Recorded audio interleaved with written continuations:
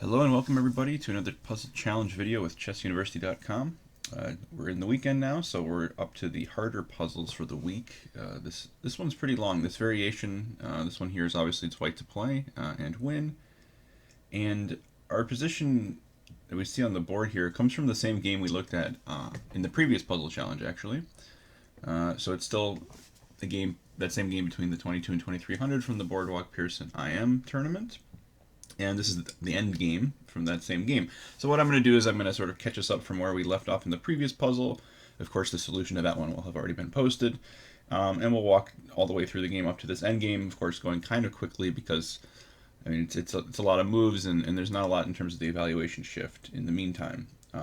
But this is the critical moment of the game where white missed a very long winning sequence, which is going to be the subject of our puzzle.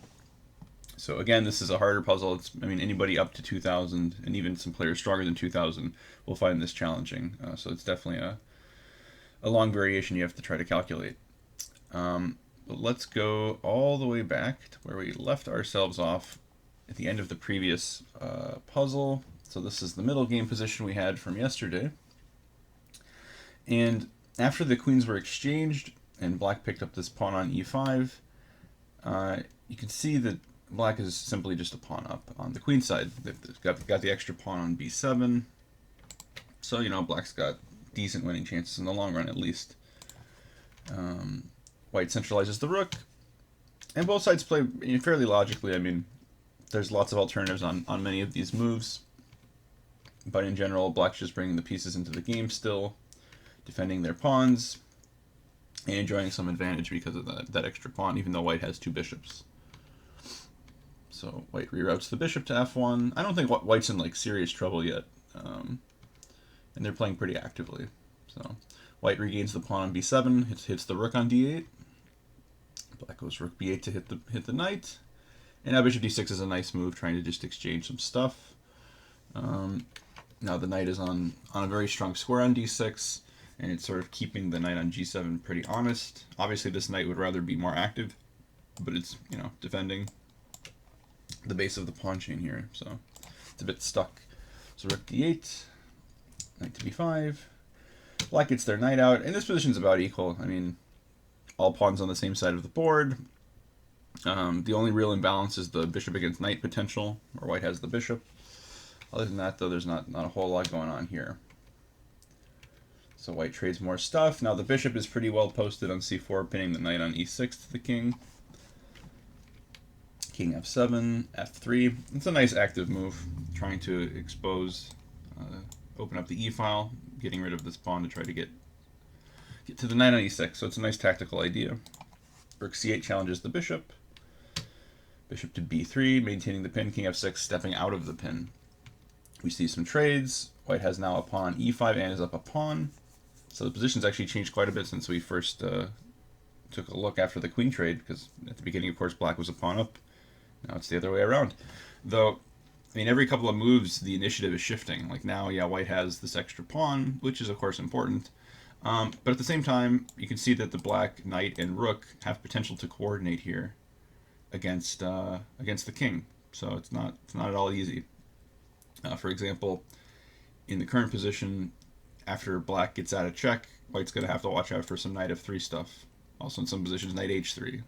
So both sides have activity going on here. Black plays king e7, rook e3 to cover the f3 square. Knight to h3, check. King h1, now the king's in the corner. Knight f2 check, king g1, knight h3 check. And here white decides that they don't want to make a draw, so they bring the king into the center instead of going back into the corner. Which, I mean, you know, white's a pawn up. They should try to win, I suppose. Rook f2 check, king e1, and rook g2. It's just an interesting move. I think most people in this position would consider first taking the pawn on h2, which, as far as I can tell, has nothing immediately wrong with it. So, yeah, interesting question why they didn't take on h2. Bishop d1 is played. Check, king e2, and there's no problem on the back rank here. There's no way to like take advantage really of this pin. So white's doing okay here, and of course they're up a pawn. So all things being normal. Otherwise, they have a very good position. So the king, which was really white's only problem a couple moves ago when it was stuck on the back rank on g1, is now off of the back rank. The black rook on g1 looks very active, and it is. It's putting pressure on d1, but I think the fact that white managed to get their king active helped them tremendously in terms of winning chances. Because now there won't be all these like perpetual check ideas with the knight and the rook now that the king is off the back rank. So white gives this check. And they're actually about to coordinate the rooks together. Bishop f3 is nice to get the bishop off the back rank where it was hanging. Rook c8, king d2. And now actually this is where black starts to get into some serious trouble. Rook c1 connecting the rooks, trying to go for a series of checks. But now it's white's turn to give checks. So rook b6, king e7, rook e to b3. So both sides connecting the rooks. Black attacks the pawn on e5. Rook b7, king e6, and again we're back to our critical position here where it's white to play and win. I can tell you that in the game white played the move king e3, attacking the knight, which for the moment prevents black from taking on e5. Though after this black played knight g4 check, there were some trades on g4. This pawn eventually fell and everything liquidated on the king side. It was a draw. So that's not the way forward. But instead, if you want to try to find the best line for white here, you're welcome to do so.